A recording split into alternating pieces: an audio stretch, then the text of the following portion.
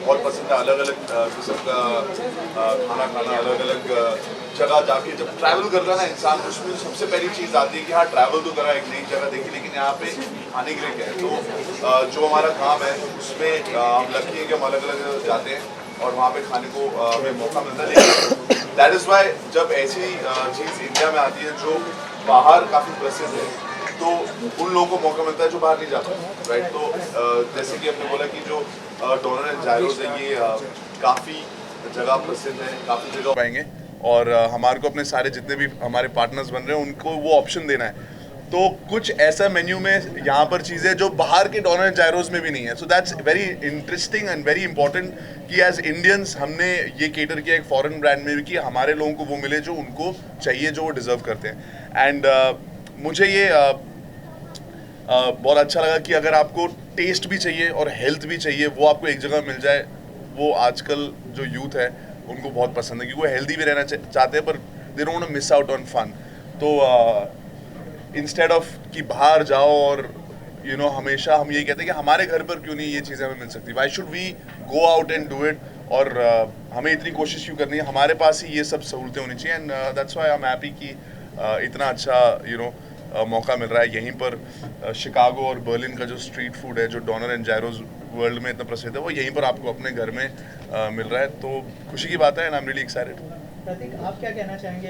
क्या प्रतीक कहते कम है, बट जो कहते हैं सही कहते हैं। चलो, क्या रणविजय का भी कोलैबोरेशन होगा इसमें, या फिर क्या सोचा है आपने? ऑलरेडी है आई गेस। बिल्कुल कोलैबोरेशन है, पर इसमें यही है कि हमें इतना ये कि सपोर्ट है, मतलब हम सपोर्ट के लिए ही साथ हैं एक दूसरे की, और हमने भैया की सपोर्ट से काफ़ी ग्रो भी करा है। ये बात बिल्कुल है कि हमारे ब्रांड ने जो आज इंडिया में ग्रोथ की है, आज हमने 6 मंथ में 23 स्टोर्स किए हैं इंडिया में, और हमारे ब्रांड ने 10 साल के अंदर वहाँ 43 स्टोर्स किए थे 10 ईयर्स में। तो जो हमारी ग्रोथ है ऑफकोर्स इनकी वजह से है, इसको तो हम डिनाई कर ही नहीं सकते कि इन्हीं की वजह से आज D&G जो इंडिया में स्टैंड हुआ है वो रणविजय जी के कारण हुआ है, और हमारी कोशिश ये है कि हम हेल्दी फूड, मैं मतलब ये सही अपने तरीके से होगा। मुझे लग रहा है जो क्वालिटी ऑफ फूड है ना, और जो क्वालिटी ऑफ हमारे पार्टनर्स हैं, उसमें हम लोग बहुत कोशिश कर रहे हैं। प्रतीक और मैं जब भी किसी को मिलते हैं, और हमारे एक और पार्टनर, हम वैसे लोगों के साथ पार्टनरशिप करना चाहते हैं जो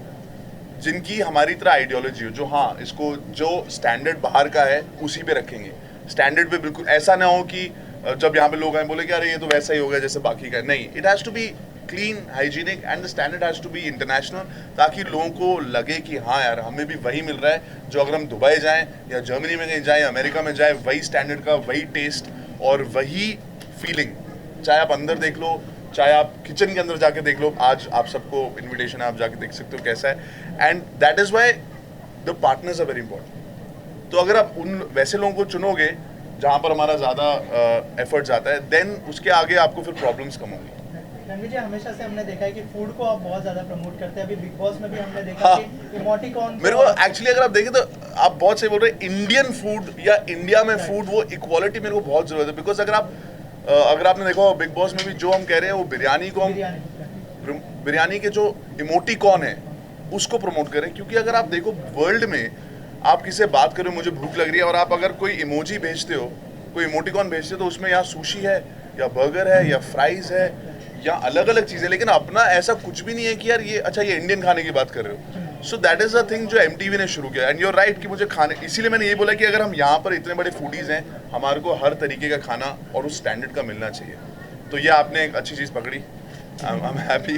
पाजी, आपने कहा जैसे ट्रैवल वगैरह भी करते हैं आप, ये हम कुछ चीज़ें देख रहे थे यहाँ पे, इट्स वेरी कन्वीनियंट। आप एक ट्रैवल करते वक्त भी आप लेके you can travel it around. तो डोनर एंड जायरोस का ना, एक्चुअली मैं जब 2001 में मैं अमेरिका में काम कर रहा था कंस्ट्रक्शन में, तो वहाँ पर मैंने देखा था कि जब भी यंगस्टर्स बाहर जा रहे हैं, या पार्टी के बाद या पार्टी से पहले या काम के बाद या काम से पहले या काम के बीच में, ये डोनर का बहुत सिस्टम सही था। वो ऐसा जाते जाते ऐसा बस बोलते थे, खट उठा के ले जाते थे, और कहीं पर भी बैठ के खाएंगे या रास्ते में चलते चलते खाएंगे। तो इट्स अ ग्रेट पॉइंट। ये बैठने का, एंजॉय करने का एक अलग है, बट डोनर एंड जायरोस एक ऐसा फूड है जो आप कभी भी, और अब क्या है कि इंडिया में भी ऑर्डरिंग बहुत हो गया। आप ऑफिस में हैं, यहाँ के आसपास भी काफ़ी ऑफिस हैं, आप कॉलेज में हैं, घर पे पार्टी कर रहे हैं, तो ऑर्डरिंग इन या just picking up and going के लिए भी एक आइडियल है, क्योंकि फ्रेश सामान है। जो भी आप ऑर्डर करोगे फ्रेश आपके सामने कटता है, और जो वेजिटेबल्स वगैरह आपके सामने डलते हैं, तो आप कहीं पर भी इसको एंजॉय कर सकते हो। आपसे जानना चाहूंगा कि ये फ्रेंचाइजी को आप आगे कैसे लेके जाने वाले हैं? क्या एक ही रखोगे या और भी करोगे? डेफिनेटली बहुत पोटेंशियल है, बहुत पोटेंशियल है। सर ने ग्रैंड ओपनिंग करी है, ग्रैंड ओपनिंग के पहले हम लोगों ने एक छोटा सा ट्रायल करके देखा, and I got such a good response कि 2 सैटरडेज हमने किए हैं और लोगों की वेटिंग लग रही है बाहर, दे आर लिटरली वेटिंग। और एक तो इनका एक कोलैबोरेशन होने से ही ये अपने आप इस्टेब्लिश हो गया है कि ये हेल्दी होगा, और कुछ बहुत ही एंथुजियास्टिक जो सर के जो फैंस हैं, they are like such a loyal followers कि मुझे बस ब्रांड लेना ही था, मुझे बताना नहीं पड़ा what it is and what not. वो अपने आप सब आते हैं, देखते हैं। मेरे पास सैटरडे संडे को बैठाने की जगह नहीं पड़ रही है, तो आई गेस अब सोच रहा हूँ मैं फूड कोर्ट में होता तो कम से कम 400-500 लोगों को एक साथ खिला देता शायद। अच्छा आइडिया। देखिए कुछ ना कुछ शुरू करने से आपको बाद में आइडियाज़ आते हैं, एंड अगर जैसे जैसे बढ़ते रहेंगे, मेरा बस ये है, बढ़ेंगे हम तब अगर हमारा क्वालिटी उधर Correct. मेंटेन रहेगा। और वो जोर मैं यहाँ पर रोज डालता हूँ कि यार ऐसे खोलने के लिए तो हम बहुत खोल सकते हैं, लोग आएंगे उनको, लेकिन वो क्वालिटी वहाँ पर जब तक मेंटेन होगी तब तक हमारा नाम रहेगा, तब तक ये लॉयल लोग बोलेंगे हाँ ये अच्छा है इसीलिए हमें खाना है। बिकॉज हाँ अगेन ये ऐसी चीज़ नहीं कि आपने गाड़ी एक बारी ले ली और फिर 10 साल बाद की, ये आप हर रोज हर हफ्ते बदल you have to come back. तो इसलिए क्वालिटी पे बहुत जोर है, quality of food products, vegetables and service, कि जैसे ही कोई ऑर्डर करे उसको जल्द से जल्द मिल जाए गर्म या जैसा उनको चाहिए, और उसके बाद वो दोबारा आए। That is what exactly. Also I would like to include, जो सर ने बताया नहीं, पर्सनली बहुत चेक रखते हैं हमारी सप्लाई चेन सही चल रही है कि नहीं, हम लोग क्वालिटी प्रोडक्ट प्रोवाइड कर रहे हैं कि नहीं। नई फ्रेंचाइजीज आना एक अलग चीज़ है और पुरानी फ्रेंचाइजीज को रिटेन करना एक अलग चीज़ है। तो सर उसमें बहुत पर्सनल इन्वॉल्वमेंट रखते हैं, and it is very happy to know that कि इतने रिस्पॉन्सिबल ब्रांड के हाथों में है, मेरा इन्वेस्टमेंट हो या मेरे कस्टमर्स हो, वो सब एक बहुत रिस्पॉन्सिबल हैंड्स में है।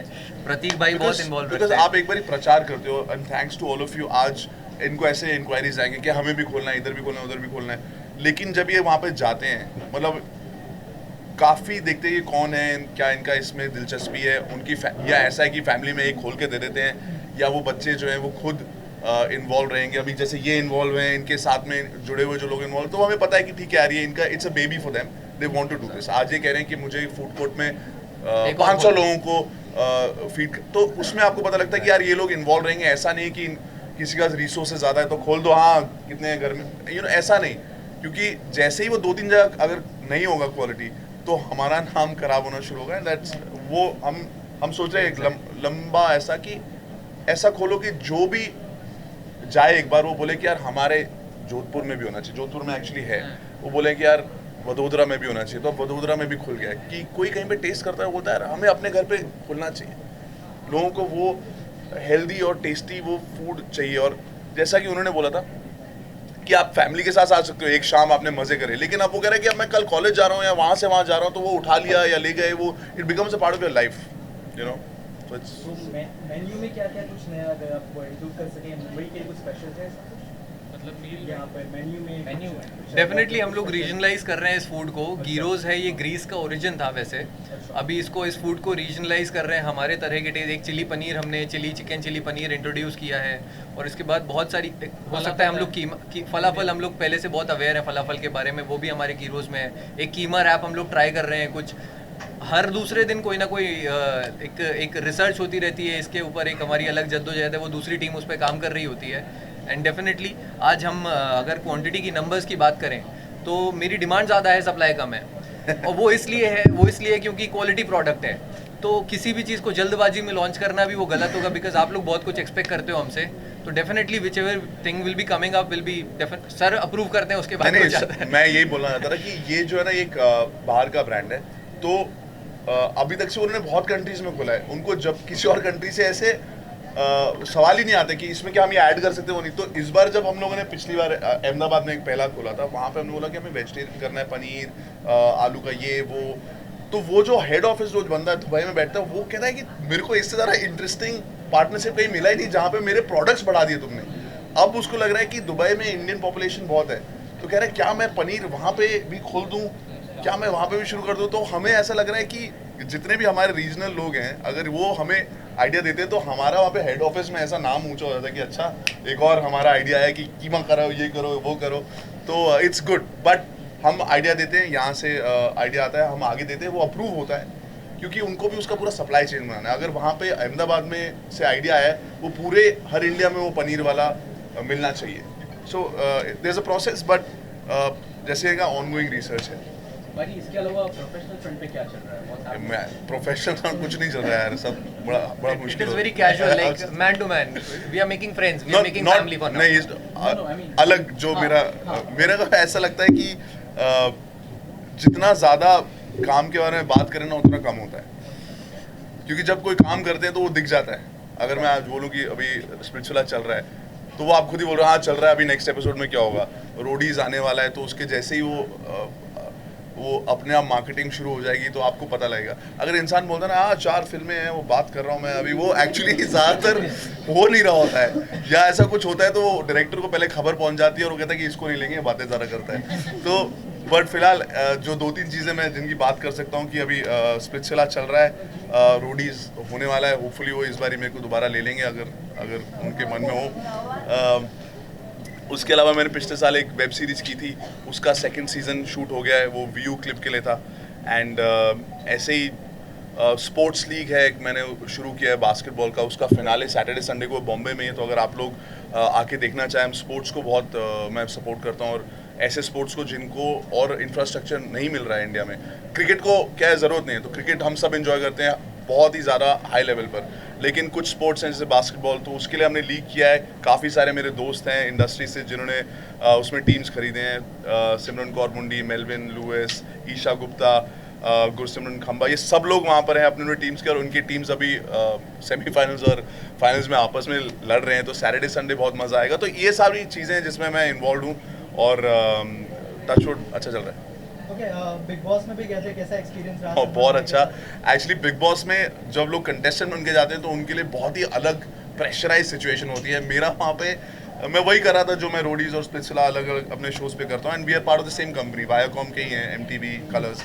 तो वहाँ पे जाकर उन्होंने बोला कि तुम अपने तरीके से एक टास्क करो, और जब टास्क में वो लोग आपस में बातें कर रहे थे, मुझे ऐसा लगता कि यार ये तो मेरा घर है यार, ये मतलब this is what I do, और मैं बहुत ज़्यादा मैंने एंजॉय किया, बिल्कुल स्ट्रेस नहीं था। ऑफकोर्स उसके बाद सलमान भाई के साथ मौका मिला इंटरेक्ट करने का, उनके साथ कुछ टाइम स्पेंड करने का। हम हमेशा वही बातें करते हैं जब हमने टाइम स्पेंड किया था एक साथ, तो it was great. And I think सबको एक यूनिक चीज़ दिखी वहाँ पे कि हम इंडिया के लिए एक अतरंगी चीज़ कर रहे हैं। ऐसा नहीं है कि हम अपना झंडा लहरा के बोल रहे हैं कि सब पेट्रियाटिक बन जाओ, पर सबको ऐसा लगा कि हाँ यार, हम लोग आपस में बातें करते हैं, बोलते हैं कि ये रोल, ये बर्गर, ये फ्राइज, भूख लग रही है, अपना भी इंडिया में कुछ होना चाहिए, इमोटिकॉन जिससे हम जो रिप्रेजेंट करें वर्ल्ड में। मतलब वर्ल्ड में कोई भी कहीं पे बैठा होगा, नॉर्वे में भी, उसको भी ऐसा दिखेगा ये क्या चीज़ है, ये इंडिया का खाना है, तो यू नो इट्स दैट। तो इट वाज गुड मैन, मज़ा आया बहुत। वहाँ पे लोग, उनको ज़रा ऐसा करने की ज़रूरत नहीं होती, ज़्यादा छेड़ने की, वो पहले से छिड़े हुए हैं, बस उनको एक मौका मिलना चाहिए। राइट। प्रतीक, आपके क्या फ्यूचर प्लान्स है, थोड़ा सा उस बारे में अभी बताइए। हमने आपकी नेक्स्ट फिल्म कौन सी है, बता दो।